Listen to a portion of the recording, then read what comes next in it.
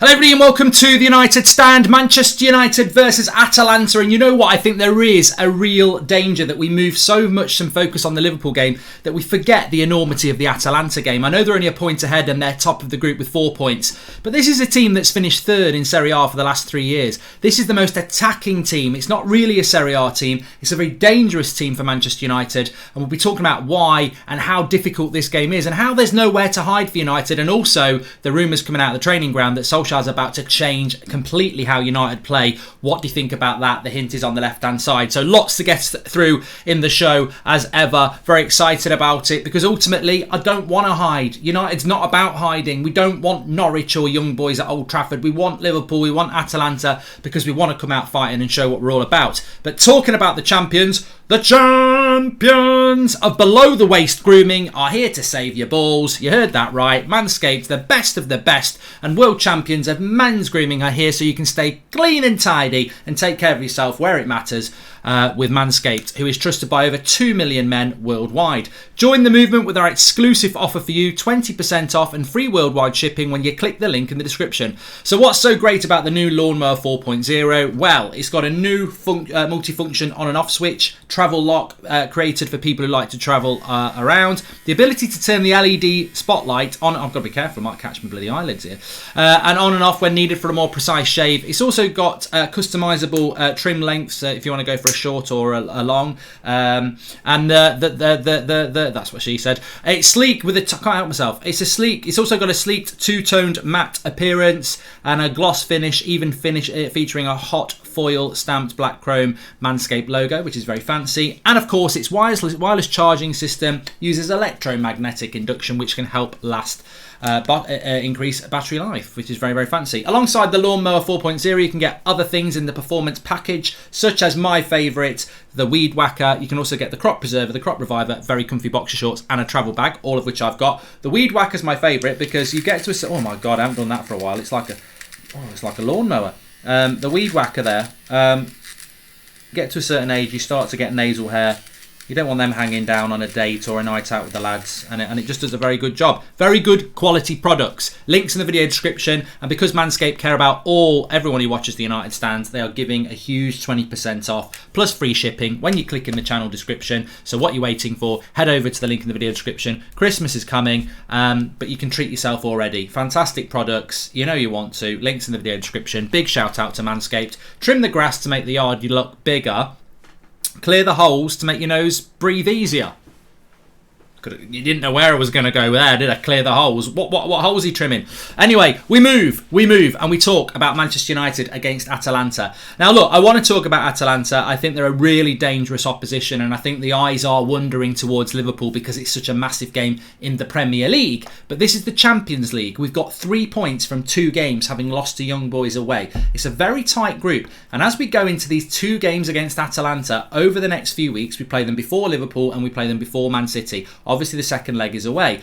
These are difficult games. I think if we come out of Atalanta with 6 points, we've done a really good job. I think we're probably going to have to try and get 4. 1 win, 1 draw, and put ourselves into a strong position to hopefully then 4 points gives us 7 points, and then beat young boys 10 points should get us through. But by no means are we in a very strong position in this Champions League group. We've got to start motoring against what I would say is, one of the favourites to go through with us, Atalanta, although Villarreal have probably got something to say about that. We are on a bit of a knife edge when it comes to the Champions League game, and I think we mustn't dismiss this. Now, before I explain why I think Solskjaer is going to go to a back 5, and that's what we're going to be talking about, we're also going to talk about Solskjaer's comments about Harry Maguire, which I just find ridiculous, and I feel bad for Harry Maguire because I think he is an important player for us, but I think Ollie's just coming out with nonsense at the moment, and I fear his press conference tomorrow, because when you're not doing well, you can't do the old David Brent thing when you get an appraisal from, basically the fans are his boss. You can't sit there and basically tell us lies and say, I'm performing like I want myself to perform. You've got to perform better, Ollie. And some of the stuff he's come out with, we'll come back to that anyway. And we'll talk about why I think we're going to go to a back 5 and why there are rumours about that. And, we can get opinions on what you think. I mean, is a back 5 a good thing, a bad thing? I don't know. Anyway, What I do want to talk about first of all is Atalanta. As I said, they finished third in Serie A for the last 3 years. I think they've scored the most goals in every season for the last 3 years. They're not a traditional Italian side. They press, they move the ball quickly, and they attack. And whilst they've got options, effectively with the ball it's a 3-4-3. Without the ball it becomes a 5-3-2, a bit like Conte. Very, very, very high intensity team. Very, very attacking team. And I think this season they've scored 14 and conceded 10. So they do let goals in, but they're going to be a 90-minute problem for Manchester United. They're not going to be like, remember when we played Villarreal a couple of weeks ago and on the preview I said, Villarreal don't concede many, don't score many. And I think we saw that, didn't we? They couldn't put us to bed and we got the 2 goals late on to win it. And I think if Villarreal had been a bit more clinical in the final third, and when we go to play against them in a few weeks' time in Spain, we also know they'll defend well but not score many goals. Atalanta are a different problem. They're probably not a bad preparation for Liverpool because I think Ollie has to use this game as a dress rehearsal for Liverpool, even though he's got to win against Atalanta. And if you're looking for positives, and you must always try and find a positive, I think this is a good preparation for Liverpool because I think Liverpool, whilst they're not the same as Atalanta, they don't play the same system, they're going to be good on the ball and they're going to try and create chances. So in a way that might help us because if we were playing a team that's going to park the bus against us, we know Liverpool won't do that on Sunday. So it might prep us quite well, and that's why I think Ollie will go with the changes I'm going to discuss in a moment. But in relation to Atalanta, is it Sabata, I can never pronounce his name, and Muriel up front, both Colombian. Muriel's quick. Zapata not as quick, but 6'2", physical as well. They've got goals in them. He's just come back from an injury, scored 2 at the weekend when they won 4-1 away from home. And I just think this is a really difficult game. As I said, they're a team that likes to have the ball. They're a team that likes to press, and they're a team that likes to score goals. It's not the perfect game for United, but as I said, we've got Liverpool coming up, and they're going to play in a very similar approach. So, we've got nowhere to hide. We've got to find a way to, play against these sort of teams. How do I think we'll do it? Well, I think we all know. We'll soak up pressure and try and hit them on the break with the pace of Rashford. But I don't see how you go into a game like this. And look, there's always the Serie A Premier League gap. I've watched Serie A all my life. I like it as its own entity, but I'm not confident about it. And I know Italy won the Euros and fair play, but when it comes to Italian teams, I'd be very surprised if we saw an Italian team win the Champions League in the next 5 years. I just don't see it. It's a very good league to watch. It really is. It's a good league again. Juventus beat Roma the other night. Really good league to watch in its own sort of bubble. But I do think there is a gap when they go and play the PSGs, the Bayern Munichs, the English teams, the Spanish teams. And maybe that plays into our hands because, again, you just don't know how that's going to come together. But I do think that they are very dangerous, and we've already seen Villarreal come to Old Trafford and passes off the park. So I do wonder how United can go. It's conceivable that we could go toe-to-toe with them and try and play football. But after shipping 4 goals at the weekend and David De Gea being man of the match, I can't see Ollie doing that. I think there's only one way he's going to approach this game, and I think therefore we're going to try and stifle that high press intensity Atalanta side with numbers and then hit them on the break, which is, basically Man City did it not too long ago. They stuffed them, and basically you've got to bypass their press and hit them on the break, I suppose, which is not what Man City did. Man City passed through the press, but we will try and hoof the ball over the top and do it that way to quick forwards. So that's what I think we'll do. Obviously, I'm actually going to get this in early. I'm normally quite positive. Like, people have been saying, say Ollie out, this, that and the other, and you get these people who don't watch the content and they just clip little bits up. But reality is, I've had a lot of stick over the last few months for probably being a little bit too hopeful, I admit, and hoping that this is going to work out. I normally predict we're going to win. That's not gone well in the last 3 or 4 games. So I'm going to say that this will be a draw. For some reason, I think 2-2. I think there will be goals in this game, and I think it will be 2-2, which hopefully means we're going to win. Because I tell you what, wherever you are on this thing, look, imagine you want Ollie out, right? And imagine we lose to Liverpool. And the Premier League title's gone already. We lose to Liverpool, and I'll say it again, if we lose to Liverpool on Sunday, for me, he's got to be sacked. Well, that means Ollie out, doesn't it? So, you know, but I don't say that with any venom. I don't say that with any, you know, aggression. I think there are too many people who just want to be proved right about this.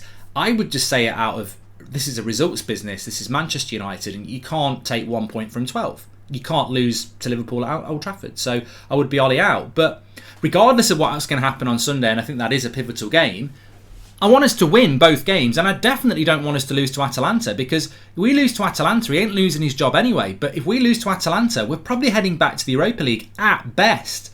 So we've got to find a result here, because if we don't beat Atalanta in the Champions League, we've got 3 points, maybe 4 if we draw. We've only got 1 game left at home.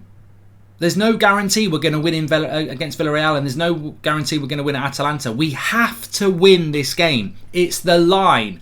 Have to. Not must. Have to win this game.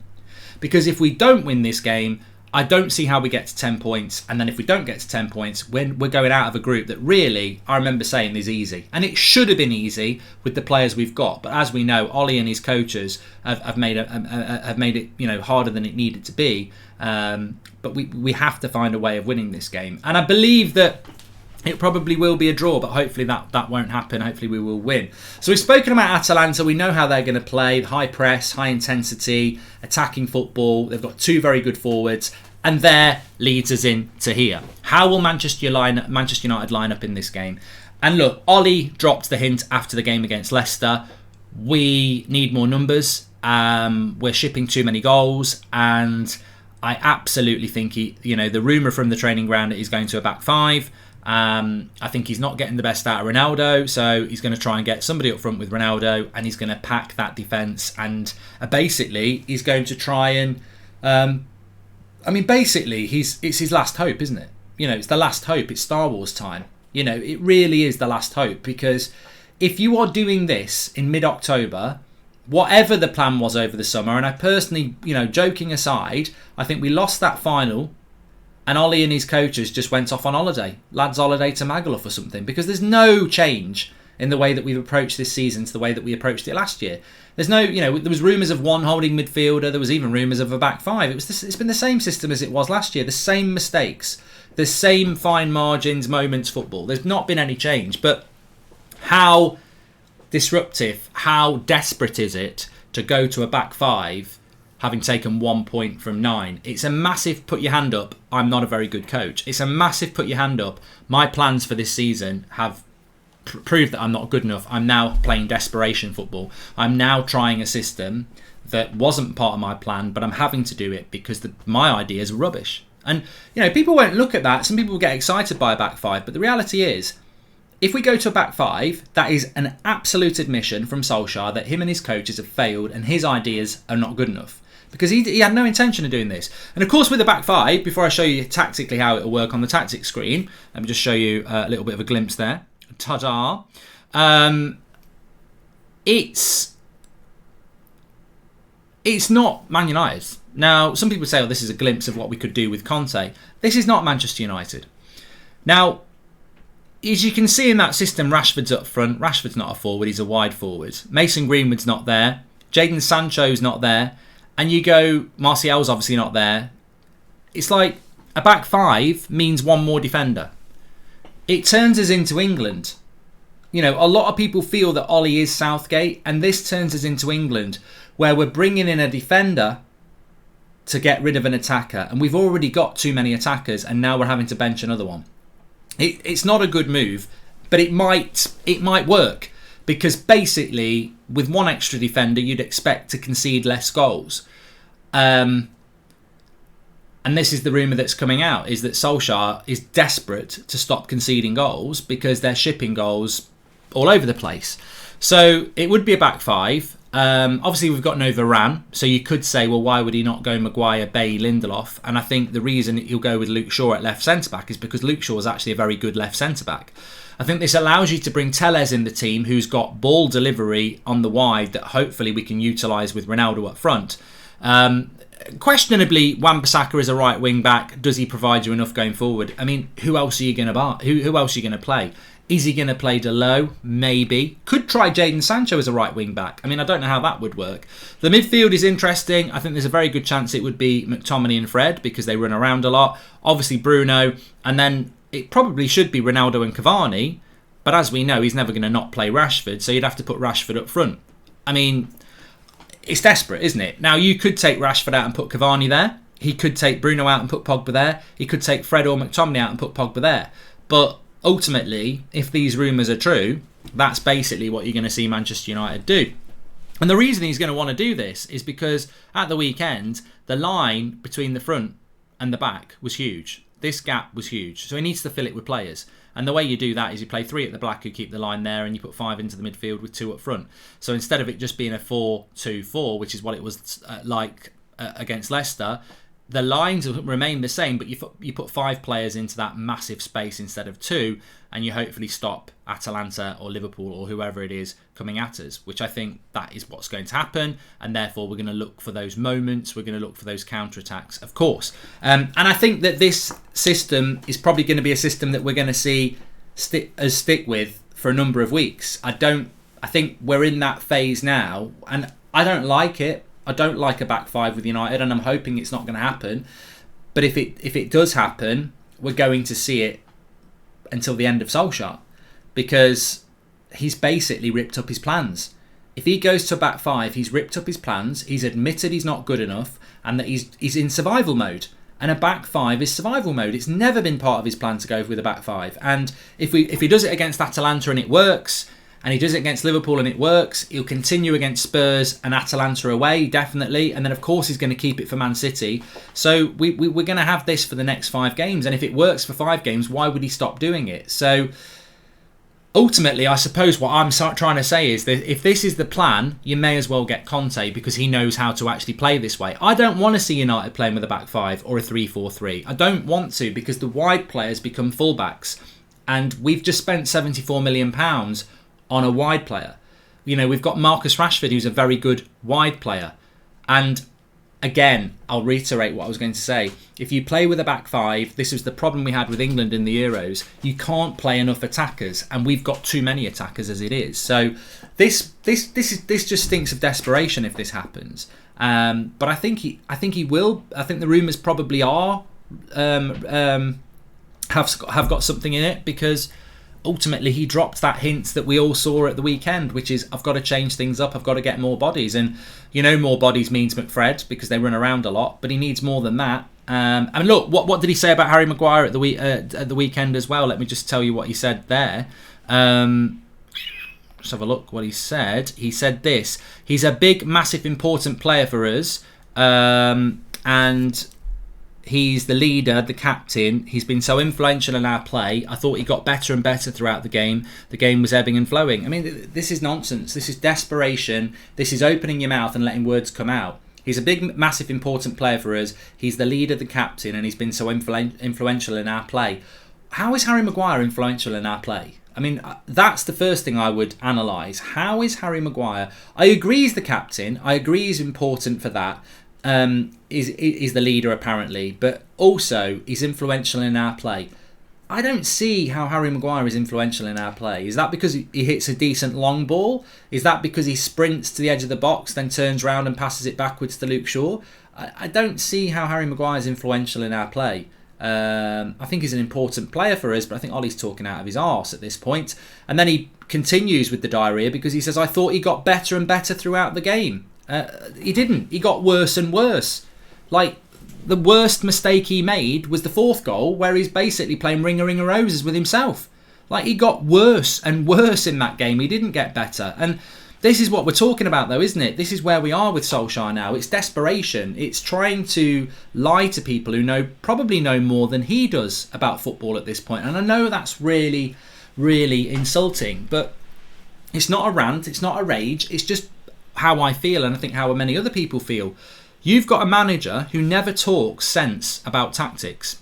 Never. He never wants to talk about it. He talks about blocking and running around. He doesn't talk about tactics. He said himself he doesn't do the coaching. He gets someone else to do it for him. So can we get one of those people who does the coaching to come out and talk after the game? Because I'm tired of Ollie talking irrelevant stuff. And basically, if he believes what he's talking about Harry Maguire there or his tactics, that's terrifying. But can we get somebody to come out and talk about what Manchester United are actually doing tactically? Because he's basically talking to people who analyse game. Football's moved on massively in the last 20 years. As I said last night on the show with Ricky and Adam and Beth and Kev, football fans now, they might not be a coach, they might not have a badge, but they'll spend time, like real time, analysing football. They know the intricacies. They'll know what Pep's doing when he's not playing with a false nine. They'll see the patterns of play. They'll see the defensive lines. They'll see how high people are pressing up the pitch. You can't do what you maybe did 25 years ago, where you just talk about passion and pride and people just go, that's all I'm interested in. People are interested in tactics now. They're interested in overlapping fullbacks. They're interested in CDMs who drop in between the centre-backs to allow the fullbacks push forward. People are seeing this, and Ollie's trying to talk to you like you're not. Ollie's trying to talk about, basically trying to lie to you. Oh, Harry Maguire got better as the game went on. What game were you watching? Were you watching England in the Euros, or were you actually seriously trying to tell people that Maguire got better as the game went on? He got worse because he wasn't fit at the start of the game, and he got gradually even less fit. It was a shambles. It was an absolute shambles. But I do think we'll probably see the 5. And some of you might be quite happy with that, and some of you might look at that team. And certainly I think that team probably gets the best out of Ronaldo, to be honest with you. It might even get the best out of Bruno in a deeper position. If we're going to play a back 5, I'd play Ronaldo and Cavani, because Cavani will do all the pressing and Ronaldo can just be there as support. I'd like to see us play, if we're going to play like that, with a proper right wing back, but we haven't really got that. Maybe you could bring Sancho into that system, but it's desperation. It's dangerous, and let's not forget, we're in the middle of October. The season started now. You can't moan about fitness, and we're going to play a team that's very comfortable with its system, and then we're going to play Liverpool, who are very comfortable with their system as well. So we're going to try something, if we do this, that we for the first time in a massive win game, in a have to win game. And look, it might suit us. We might play better football. I hope we do. We need to win this. We do need to win this. My trepidation, concern, worry is that if this does work, we're now going to be with a bunch of coaches that most of us don't think are good enough, who stumble on a system they never wanted to play, who then stick with that system to try and grind out results again like we saw last year. And look, the same thing happened last year. Istanbul loss, Pochettino chat, United preparing to sack Solskjaer. He finds a system, a back 6 basically hitting on the break, and he sticks with it to the end of the season. Liverpool fall apart with injuries, Chelsea fall apart with the wrong man, and we get second. Is that going to happen this year? No. Chelsea are stable, Liverpool are stable, and Man City are stable. The best we're going to get is 4th this year. So do you want to see Solskjaer stumble on a system that, whether you like it or not, that grinds out results till the end of the season and he stays another year? And to be honest with you, I'm hoping Solskjaer has the courage to stick with what he's meant to be. He's built his reputation on a 4-2-3-1. He's bought another wide forward for £74 million when he should have bought a midfielder. And he's now going to go to a back 5 where you don't play wide forwards. I want him to stay with the 4-2-3-1, and I want him to, if he gets the sack, he gets the sack, but at least he does it his way. If he goes to this, I'm not here for this. I'm not here for grinding results out again. But I think he will. I think he's going to do it. And it is very, very desperate. And look, I do want to just repeat what we were talking about this afternoon with Romano. I have got no sympathy for this story that came out from Samuel Lucas, Manchester Evening News, that Solskjaer's unhappy about getting a midfielder. In the same article, it says that but Ollie acknowledged that he wanted a right winger and a centre back first. You can't moan about not getting a midfielder when you don't prioritise it.